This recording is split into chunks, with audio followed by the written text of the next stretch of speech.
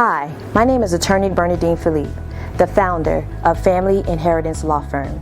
I help families and business owners protect their assets by creating a will, a trust, healthcare surrogate, and power of attorney, which is the process of creating generational wealth. Welcome to the Family, Wealth, and Legacy Podcast. I'm your co-host, Dario, Philippe, the founder of the Family Office Initiative. This is the first episode, and I want to introduce to you somebody special, not used to seeing on camera. Introduce yourself. Hello, everyone. My name is Bernadine Philippe, Esquire. I am the co-founder of the Family Initiative. I am so excited about our first podcast, Family Wealth Legacy Podcast. I'm excited, but yet a bit nervous because I'm not used to public speaking and being on the camera. Right. So first time, and also, in this season of my life, I just want to get uncomfortable with being uncomfortable. Right. So how you feel though? How you feel? Nervous, but yet excited. Excited, right? All right, so we're here. This is our first episode, so we're just gonna let you guys know what this is about. I mean, this is something that's really dear to our hearts. So let's tell them about the objective of the show. Why are we doing this? Right? What's the point of this? So the main purpose of us doing this podcast, Family Wealth and Legacy, for those of you guys who don't know, we've just celebrated our 10-year wedding anniversary, and so we want to make generational wealth a conversation in the home, like the main focus or a topic or a common topic within the home. So that's our main focus of, doing the Family Wealth and Legacy podcast. Yeah, when it comes to generational wealth, it's a term you hear all the time, right? But what does that really mean? What is generational wealth? Is it a real thing? So the point of this show is for us to make generational wealth practical, make it real, have it make sense, and make it applicable, because there actually are strategies that you can use to show what generational wealth is. Yeah, right? So that's true. Like I said, we've been married for 10 years. So within our first 10 years of marriage, we've just focused on life. But life was just passing us by until we realized, okay, we don't want our next 10 years, hopefully, to be like our last 10 years. So therefore, we're focusing on building wealth. And legacy. And for people, this podcast is for families who are interested in the same topic as we are, as far as generational wealth, family estate planning, business entrepreneurship, and legacy. So we don't want, when we get there in 10 years, that we start talking about what we did. We want you guys to follow us with the journey, and hopefully you can follow with us as well too. Yeah, for sure. And when we start talking about our 10th year anniversary, man, the first year was crazy. And it's really crazy how now that we look back, because when we first got married, that first year of marriage, it was about pleasing other people. It was about what people thought. It was about pleasing family, pleasing culture. For those who don't know, we're Haitian American, but we're going to get into that in a little bit. So it was about pleasing everybody else and not serving ourselves in any way, and not having a plan as to where we were going to go. So it's really interesting how now that we're 10 years in, and this is what we're stepping into. We have a focus of where we're trying to bring our family to. Yeah. So there's some format to the show. The very first thing I want to get into is the word of the day. I want to do a word of the day. I didn't want to be corny with it, but the word of the day has a lot to do with the reason why we're doing this show too. Is it practical? We want things to be practical. We want financial literacy to actually be a conversation within the day-to-day life, within the middle class. Actually, the middle class. This is who we're trying to serve. The middle class, blue collar worker. We want you guys to know that you can, have a piece of wealth too. And we'll get into it, like I said. But the word of the day is acquisition. And I'm gonna give you the basic Investopia type of definition, then I'll tell you what it really means, right? So acquisition means it's when one company purchases most of all of another company's shares to gain control of that company, purchasing more than 50% of a target firm's stock and other assets. In other words, it's when one company who is bigger purchases another company. One of the best examples I can give you is when Disney acquired Marvel. Back in 2009. 2009, Disney bought Marvel for about $5 billion. Let's just say today is worth, based on Forbes, about $50 million. So these are the conversations we need to start having. Acquisition. So now, let's go into... I think another example too, isn't it, with T-Mobile, then they acquired Sprint, or did they merge together? T-Mobile, they were those are mergers and acquisitions too. Okay. There's several major companies, especially today, a lot of these telling you, a lot of these major companies are buying up everything, you know. So, you know, we'll get into all these things at some time. So, when you want to get into the background, you want to start telling them where we come from, who are we, why are we doing this? Like, who are these people speaking in front of you? Yeah. Well, as my husband said, Dario, we are Haitian American. My parents were born and raised in Haiti and then came into the United States back in the 70s, I would say mid 70s, early 80s. Yeah, 70s. I think during the 70s there was like a huge migration. There was a huge migration that happened, for those who don't know. I think the Cubans may have been going through that too, but a lot of, I don't want to call Haiti a third world country. I think that's disrespectful. Haiti's a very wealthy country, but just with a lot of political turmoil. Yeah, back in the 70s, there was a lot of issues going on in the island of Haiti, a lot of political issues. And this is when a lot of our parents began to migrate. So you had a group that was kind of in America way back then, but most of the Haitian population, you see in Miami, New York, New Jersey, it was the 1970s. So our parents were a part of that bunch. Yeah, kind of was what's going on today. With the Haitians that's trying to come in through Texas, that's on the border. You know, back in the day, like you said, with, you know, the political back in the day and our family coming in the 1970s, that's exactly what our parents was trying to do, is trying to escape and get a better life for their kids and their family. So my peoples went to New Jersey.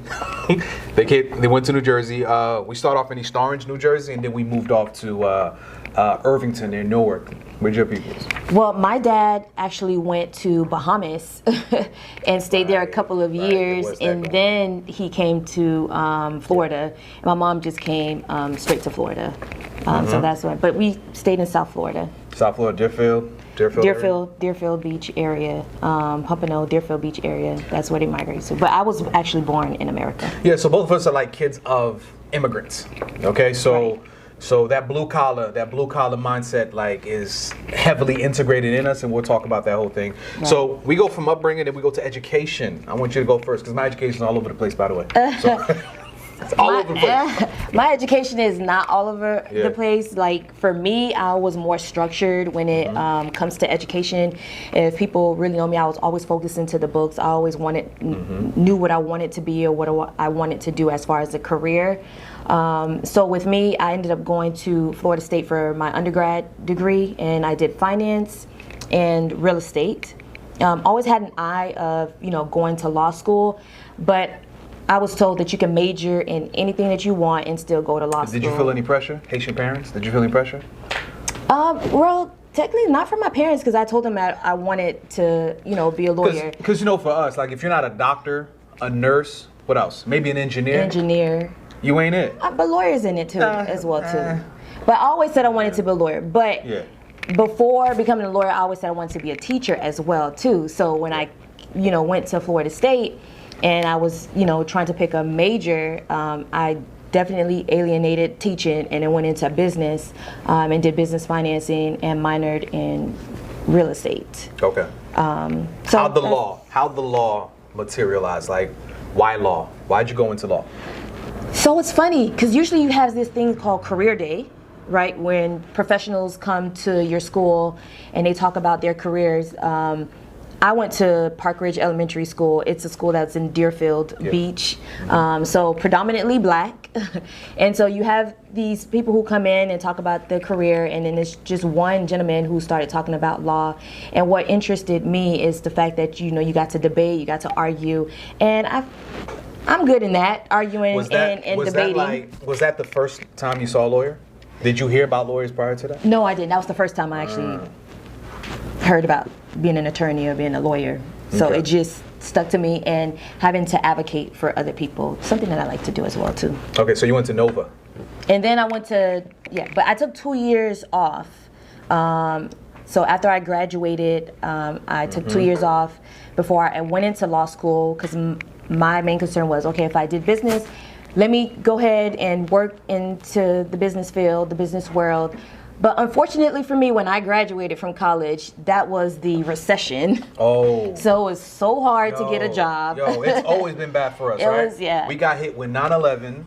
back in high school. I was a senior when 9/11 occurred. Yeah, like so like we're the only generation or age group or era. We're the only ones that had to experience 9/11. We got hit after 9/11. We got hit with the 2008 economic crash. Yes. That was hard for us. We couldn't find no work, and now we're the ones who are experiencing the pandemic too, right? So listen, we got hit with everything. Yeah. So yeah. So took 2 years off, and then I went to law school, and I went to Nova for law school and got my JD there. Yeah. Okay, That's it for my career. so hers is very structured, very beautiful. Mine's all over the place. So while she was doing that, we were talking, by the way. We started going out around that time, and it was all over the place. I didn't know what I was doing, because like I said, coming in my household, if you were not a doctor, a lawyer, or an engineer, you ain't nothing, man. Nurse. You're nothing. Nurses were big. Like, so my thing is, I just kept telling my parents I'm going to school. Pharmacy, no, I didn't want to do that for real. I was just saying that. So dropped out a few times. How many times did I drop out? Dropped out a whole lot of times. I went from pharmacy started with pre-med back in New Jersey, then went to pharmacy. I jumped around. Physical therapy. Man. What? And then went to different schools. It was terrible. And that's the thing, because like, that's why we're doing this show too, because we got kids now. Like, we got 2 kids, and you got to be really careful with how you train your kids, how you grow your kids, because you can't force them to do things they're not programmed to do. Like, a parent's job is to be there and kind of steer them, right? My parents tried their best. They did what they could do, but I struggled through school.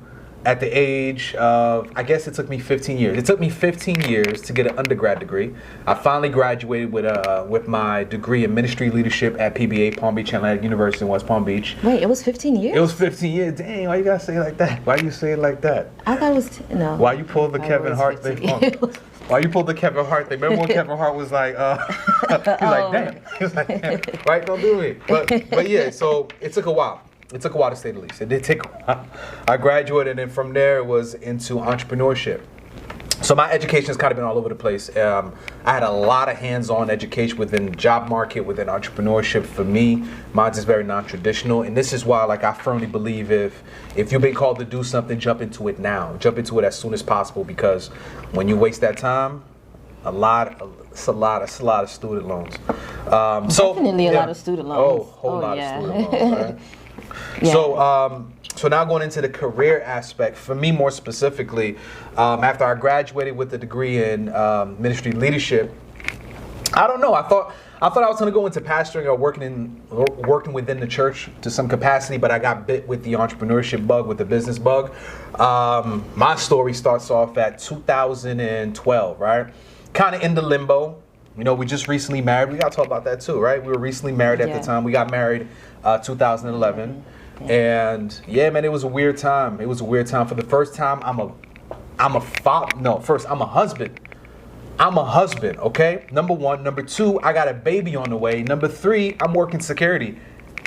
I was working security. Like, I'm broke. I am not financially literate. And this is the point of this show, right? We were going to name this episode what? Married, frustrated, and broke. Married, frustrated, and broke. Yeah. Those are 3 combinations you don't want. You do not want that. So this is the point of the show, by the way. So anyway, 2012, I got a baby on the way. Baby's going to be born in March of 2013. My wife did me the huge favor of getting me an iPad, right? Yeah, that was the Christmas where we each said we're going to get like one gift. For each other. At that time, man, it's crazy. One gift. That was the same, because we just got married that August, and no, we didn't. We were married for a whole year. Oh, I can't remember. Not a whole year. We were married. Yeah, we were married a whole year. You're right. It's 2012, 2011. We got married. So that Christmas, so it was December 2012. December. I got an iPad. I forgot what iPad it was. Never had it before. I'm like, okay. So you know me. When I get something, I go heavy into it. So I found something called the podcast app. Okay, didn't know what a podcast was, this was totally new to me. So to make a long story short, found the podcast app, and I went into the categories. I'm like, what, you can learn about anything? Like, you can learn about anything that everything was there. Every form of education was on that thing. So I spent, let's say, a week going into all the categories, and I found this one category called entrepreneurship. Right? And the thing about me, like, I've always had the entrepreneurial spirit. I just did not know how to use it. there was no platforms for me. There was no guidance for us, right? There's hardly any guidance for us. It was really tough. So I didn't have the entrepreneurship spirit. It's there. It's there for a lot of us. It's there. It's just not developed and honed in. Yeah. So I spent a bunch of time just listening to entrepreneurship. And then it got crazy for me when I spent like a whole year listening to people making hundreds of thousands of dollars to millions of dollars doing the most silliest things. So I'm like, wait, you mean to tell me that there are people out there that are literally making a ton of money doing anything, doing things they love? Because we've always been taught the pressure was go to school, right, get a degree, and work for somebody. Right. And I'm listening to people who are creating businesses and creating ventures and enterprises off of nothing. And that really disturbed me because I was like, where was that conversation for us? Right. Okay, so at that point, that's when I realized that, you know what? I think I'm going to put all my marbles, all my chips, all my energy into trying to create a business, trying to learn about it. And that's when I launched my podcast. So from there, it's been podcasts, speaking. My book came out 2019, Your Deathbed Confession. So I became an author as well. So that's pretty much where my career has been. How about yourself? But as far as just with the entrepreneurship, it's just not all about, money. Money is a key thing as well, too. But another thing you have to talk about is time. It's just having the time for yourself, having time for your family. It's just buying your time, pretty much, when it comes to the entrepreneurship. And I think for me, when it comes to the career path, after I graduated law school, I became a prosecutor, in which I, was a prosecutor for 6 years. 6 years straight. 6 years straight. Loved the job. Was able to do some good work while I was working at the state attorney's office as a prosecutor. Right. But then after working there for 6 years, just wanted to do something else because definitely didn't want anything with my career to say, okay, I've been in this job for like 30 years, but I wanted to try a different type of law. Yeah, right. So I just wanted to try a different type of law. And that was civil because I did criminal for 6 years, so I wanted to try a different. So I went into insurance defense, in which I started working at that private firm, which that'll be a whole episode within itself when it comes to that private firm. But for me, when I was working at this private firm, when you get there, it's more like, okay, you have this position, you're working in this nice building, nice office space, you have your assistant, you have your secretary, it's just really nice. It's like all the bells and whistles that our parents were looking for. Right. All of it. Exactly. Right? This is, when you're thinking about it, it's just like, okay, I came all the way to America, to Florida, just for you to be sitting in this position. And so when I got there, I was just like, okay, good. But then when that day it started, when I realized that I was there before the sun came out, I was in the office. So I saw the sun rise while I was in the office, and I saw the sun set, and I was still in the office. And so I realized, I was like, this can't be the next 10, 15 years of my life of me working that many hours and not having time for myself, time for my family. At the mercy of society. Now, keep in mind, you've got all the things that society and our culture told us we're supposed to have, right?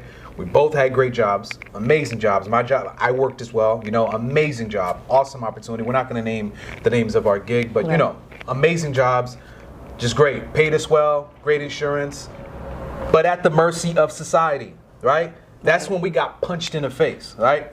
Yes. My punch in the face moment for me more specifically was, first of all, seeing you just slave away as a professional. Because you see the movies, right? In the movies, you see the, nice car, nice house, they make good money, but nobody sees the point where they're not there for their kids. Right. Nobody sees the point where the husband and wife really ain't spending time together. So you've got all of these societal little things that you're supposed to have, but really your time doesn't belong to you.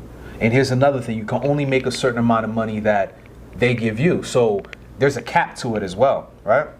So the punch in the face moment for me was when, I'm gonna take it back to the podcasting. I started the podcast, started doing business, but at some point I realized that my time is not for me. Like, I don't own my time. I'm not the master of my own time, right?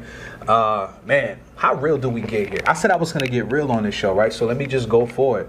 I mean, it's just the fact that I was really uncomfortable with the fact that I had to ask somebody to take days off to go to a son's graduation. That if I got sick, God forbid, how long is that job going to take care of you? You know, like all these questions started emerging to me. Not to mention, we only made a certain amount of money. Right. You know, like we did, like we weren't free. We weren't free whatsoever. And it's a blessing to go to school and to get a great career and to work for jobs that provide you with a lot of these resources. But at the end of the day, we had to ask ourselves, like, what do we really want? Correct.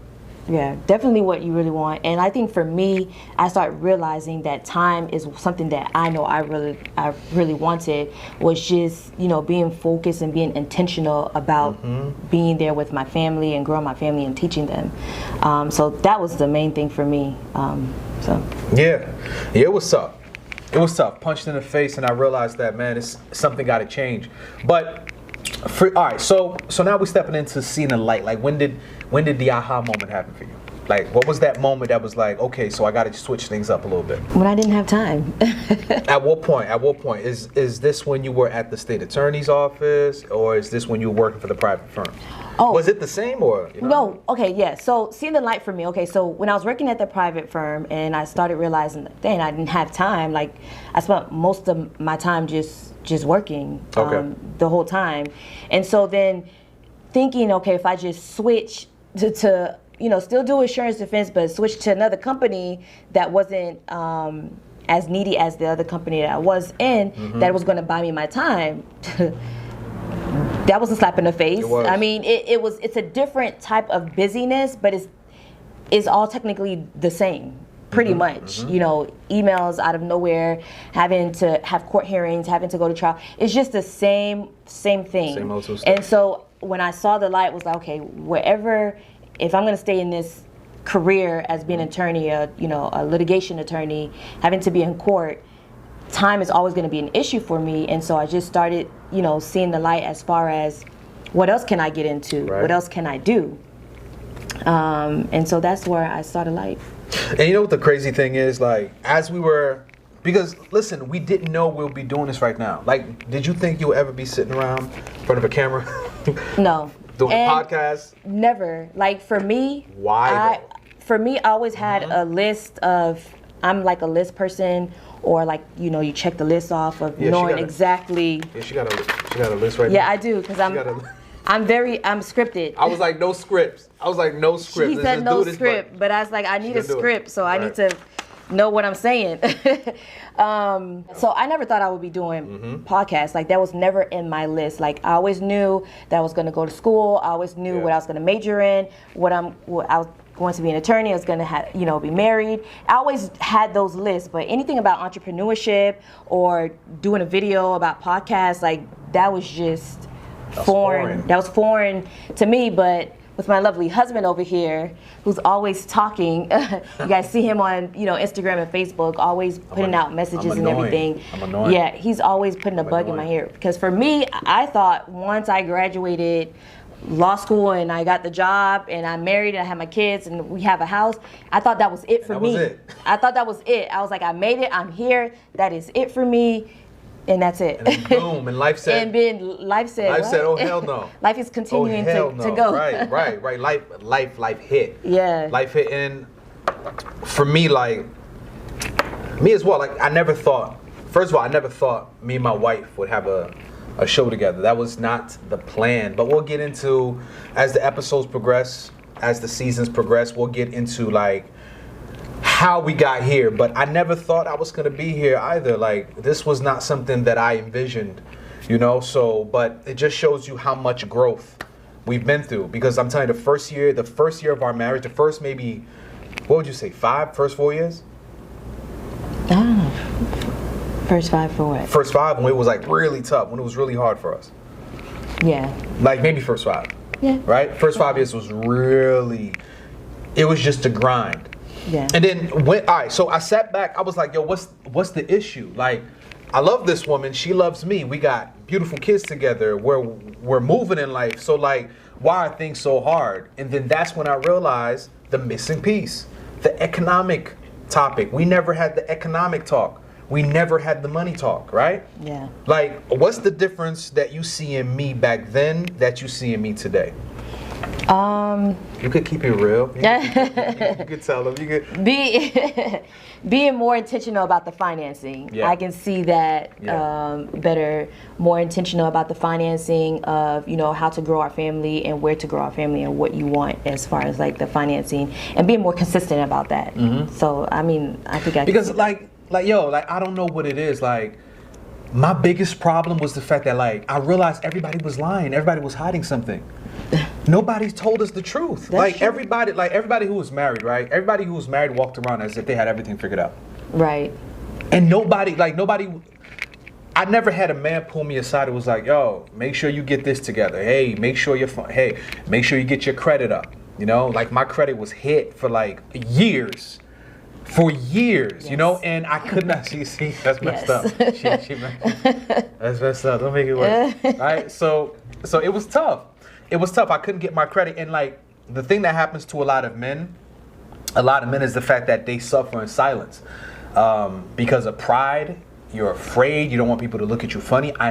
You didn't know. Like me, I'm a type of person. Like if I want to know something, I'm gonna hit up books. I'm gonna ask around, but sometimes when you come from a certain culture and community, you have nobody to really lean into.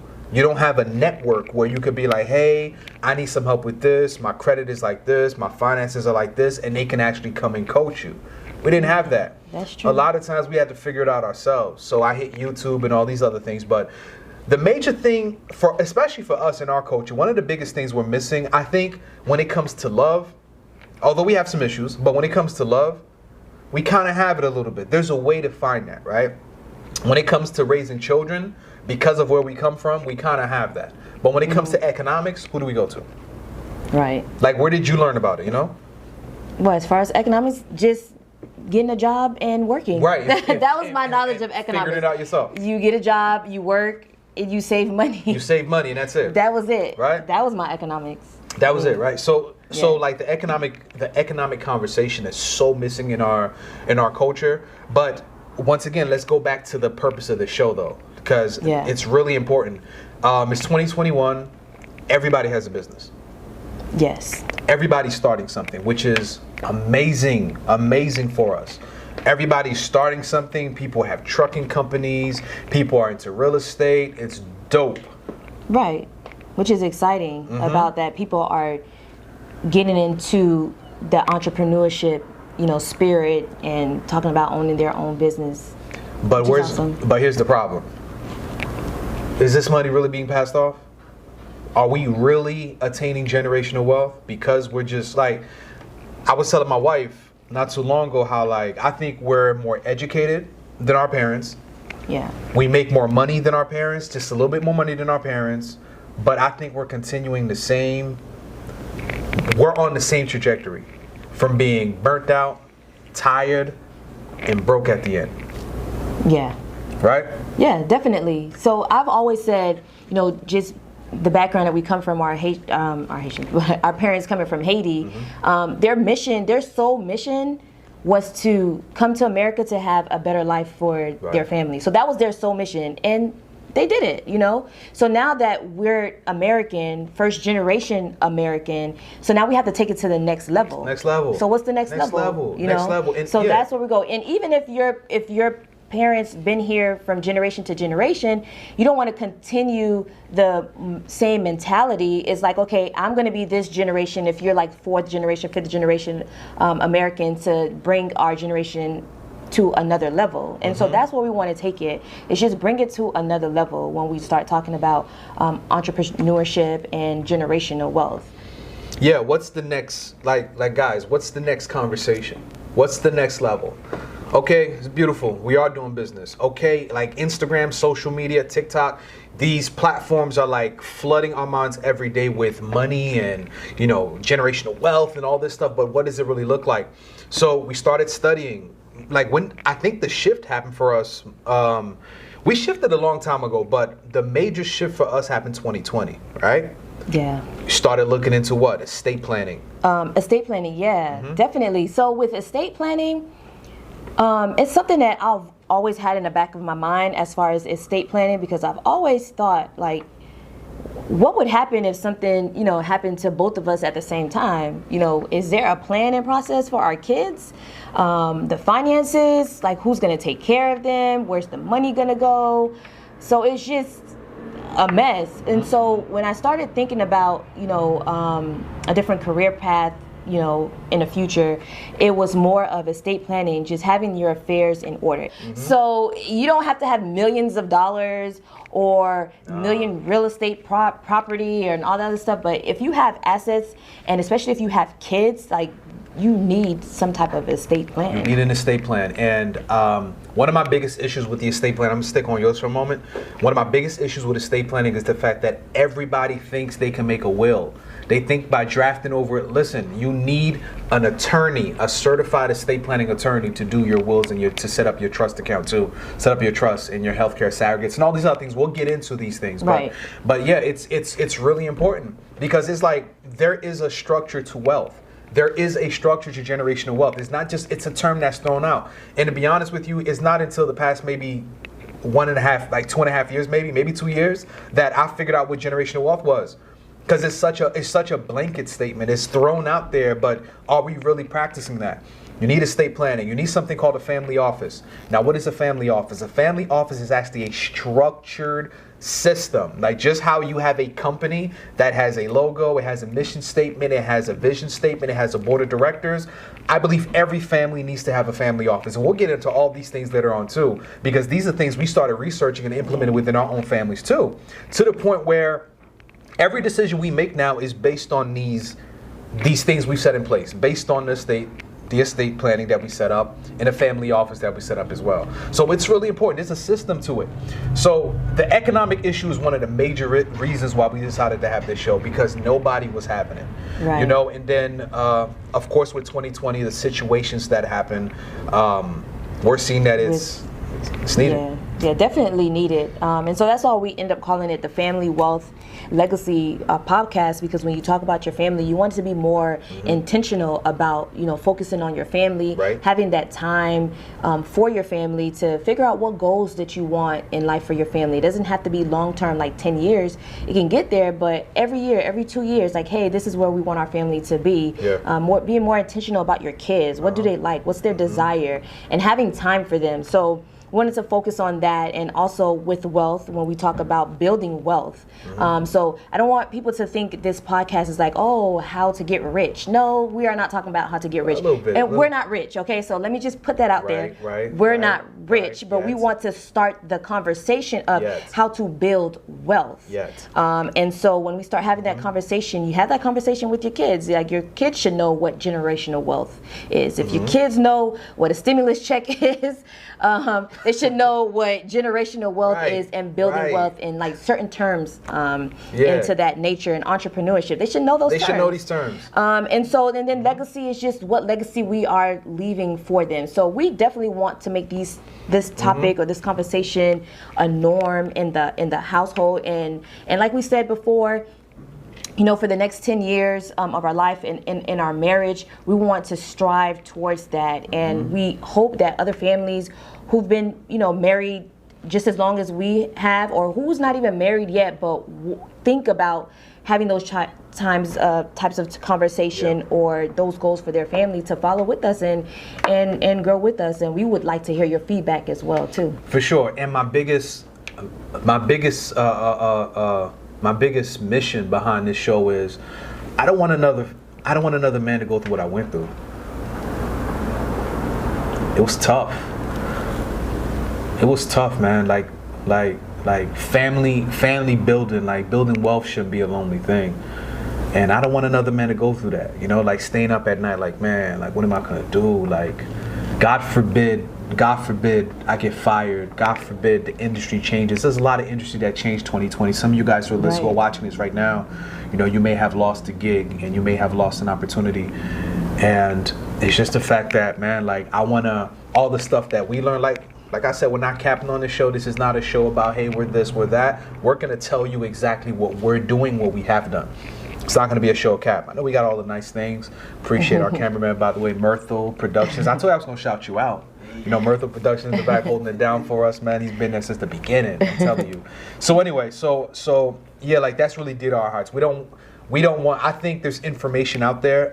The wealthy are very strategic. They are very strategic to the point where they send their kids to camps.